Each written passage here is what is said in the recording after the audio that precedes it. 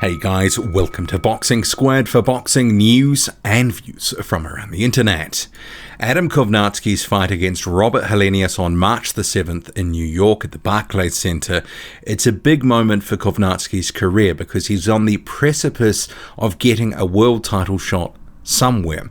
Currently ranked in the top 6 of all major sanctioning bodies, number 6 in the WBC, number 4 in the WBA, and number 3 in the IBF and WBO respectively. A win here is a must because he wants to vie for a title and soon. And this fight, in fact, is a WBA eliminator against Helenius. Helenius is at number 7 in the WBA rankings, only installed into the WBA's top 15 at the start of the year when this fight was announced. So there's a lot riding on this fight for Adam Kownacki, who's the hot favorite.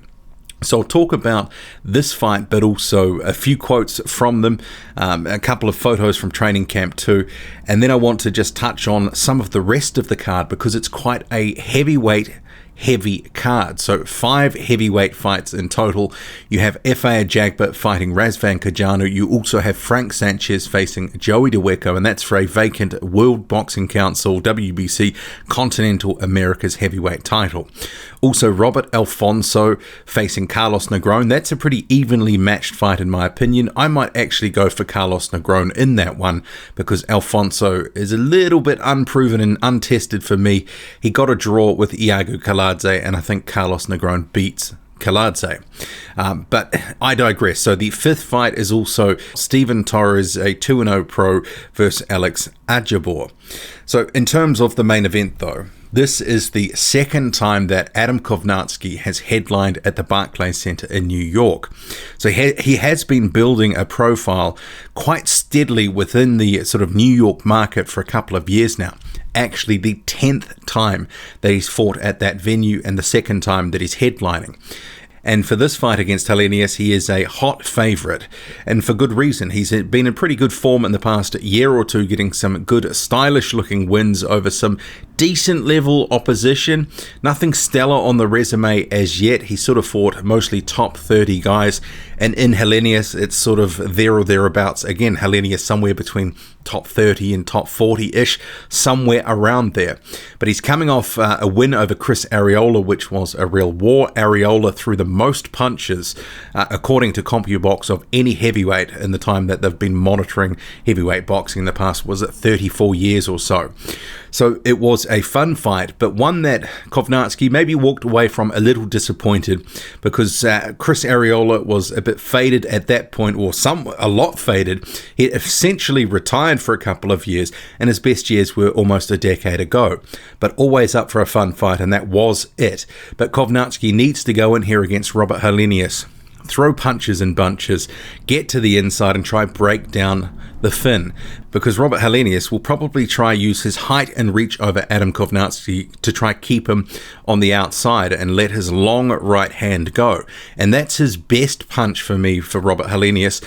But the knock on Helenius is he's never really utilized his talents, his natural advantages, and injury has been a part of it. He's had a bit of a stop-start career because of hand injuries in particular, and he hasn't sort of lived up to the hype that was once behind him, several years ago. I'm talking many years ago now, and he's sort of on the downslide now, but he's always in a fight with his height, his punching power. But the thing is, can he string it together? Is he going to fall apart on the big stage? And he did so against Gerald Washington, a man Kownacki beat a year ago. Gerald Washington knocked out Robert Helenius when he got careless. A big right hand hit the target, and he was out of there. So for Kownacki, I'm sure he's hoping that he can get to the inside, let his punches go, similar to how he operated against Gerald Washington, in fact, where he blew Washington out in a couple of rounds. Washington, zero head movement, decided, I'm going to trade with this guy, and it went pear-shaped really quickly. So for Helenius, I think his best strategy is to try keep it long, utilize the height and the reach, try to catch Adam Kownacki coming in. Remembering Adam Kownacki doesn't really move his head a lot. He's just a bit of a steamroller coming forward and trying to let those hands go and wear you down. It's very similar to his good friend Jarrell Miller. But of their quotes, so Adam Kownacki has said, "This will be my second time headlining at the Barclays Center, and having the whole New York community, especially the Polish fans, coming out to support me really feels amazing. I grew up in Brooklyn, so seeing my face everywhere on ads and billboards is a great feeling. There's definitely a little bit of added pressure being in that situation, but diamonds are made with pressure." Helenius is a totally different opponent than Areola. He's much taller, which poses a new set of challenges. Against Areola, it was easy to get on the inside. With Helenius's height, I'm going to have to work behind my double jab and let my punches go. He's very experienced, having been in there with a lot of talented fighters. He fought Derek Chisora and Dillian Whyte, going the distance with both, and he's a former European champion. So his experience is something I have to be careful with. I'm not looking past him at all. Helenius is going to come in with the mindset as if I'm a world champion. I know he's going to try to take my spot in the rankings. I'm starting to feel like when fighters get in the ring with me, it seems like they're extra motivated. But I'm motivated too. I'm in shape. I'm ready to showcase my skills at the Barclays Center.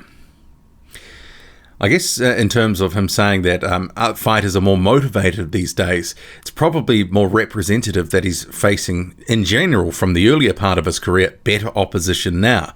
So these other guys do actually have aspirations in the heavyweight division. And for Robert Helenius, you've got to say it's a make or break crossroads fight for him. I didn't think he'd be tossed an opportunity like this so soon after being brutally knocked out by Gerald Washington. But sometimes in boxing, if you're seen as beatable, even though you might have some risk about you because Helenius can punch, that can be enough to get a fight over the line. So for Helenius, I'm sure he's seeing this as a cherry pick gone wrong, but he actually has to perform. He can't just go in there and think that he's going to have the winning of this, because Kownacki will try to wear him down with his pressure and the volume of punches. Can Helenius stand up to the pressure? So he says he spent 4 weeks of training at home in Finland, training at the Åland Islands, and then I sparred for a week in Alabama at Deontay Wilder's gym. It was a great experience, and I learned a lot being around so many good fighters while working with my coach Johan Lindstrom. Sparring fighters like Robert Alfonso and Nathan Gorman will definitely help me be at my best March 7. In the Washington fight, I relaxed in the later rounds, I got too comfortable, and I know that I cannot do that again. I'm going to fight Kownacki from the first bell to the end and show the US fans what I can do in the ring. Adam is a heavy brawler and a good fighter, but his boxing skills are not that strong. That's where I believe I have the advantage. I know that I can outbox him if that is the best strategy on fight night. The fans are going to see two totally different styles collide. Robert Helenius' statements. So overall, I mean, this is a fight where maybe Adam Kownacki is a 70-30 favourite, something like that. I know some people have completely written off Robert Helenius. I've watched a lot of Helenius over the years, and I do like his talent level. He just can't really seem to put it together. But if he lands the right hand against Adam Kownacki, who doesn't have great head movement, who knows what can happen. Kownacki has been rocked in fights before, say against the likes of Charles Martin, but Kownacki does go in the favourite for a reason. He's got the form. This is an opponent that has been brought in because they feel Helenius is beatable these days, and that certainly is true. But I do think Adam Kownacki, more likely than not, is going to win this. But there is a part of me that just thinks, you know, if Helenius catches Kownacki, then it could be a cherry pick gone wrong. But I'm still going to pick Adam Kownacki to win. And I'll just move into some of the rest of the card. FIA Jagba versus Razvan Kajano. I'll cover that separately in a different video this week. But Frank Sanchez-Foray, he is fighting Joey DeWeco for the WBC Continental Americas Heavyweight title.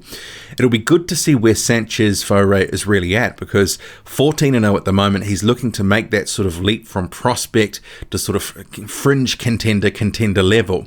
And he did fight Jack Mulawayi recently. Didn't look that impressive in my view, but this is an opportunity against a guy in DeWeco who's very tough and durable and can box a bit, that he can try to make some sort of statement if he can outbox Joey DeWeco conclusively. But if he struggles to any extent, it'll certainly get people questioning where is his ceiling. And that'll be the same for Robert Alfonso. So he's 19-0 with one draw. That was against Iago Kaladze, as I mentioned earlier in the video, facing Carlos Negron, the former Olympian. He was knocked out a year or so ago by Dominic Brazil, but until that point, in my view, he was having a lot of success in that fight. And Negron is the sort of guy that Alfonso, if he turns in a similar effort like he did against Kaladze, that Negron can beat him. Negron is a big guy, very rangy, and I could see him upsetting Robert Alfonso. And I believe this fight is not on the televised card. So if they are showing prelims on social media, Facebook or something like that, that'll be the way to catch it if it's not on the televised card. And the other heavyweight fight on the card, Steven Torres versus Alex Ajibor, both 2-0. Yeah, I mean, Torres was the guy that was brought into the card. He is seemingly the guy that they is the house fighter, more than likely to win, but I don't know too much about that one. But overall, I'm looking forward to this card because there's a few interesting matchups. It's a crossroads fight for Robert Helenius. Kownacki just has to win, otherwise his hard work in recent years sort of gets flushed down the drain. Frank Sanchez-Faure, Robert Alfonso, they're looking to prove that they're more than just, mid-card fodder. They want to have a place in the heavyweight division towards the upper end. They've got to start proving it now against some of these tougher guys that they're being matched with.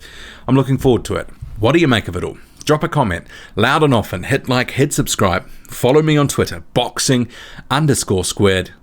I'm out.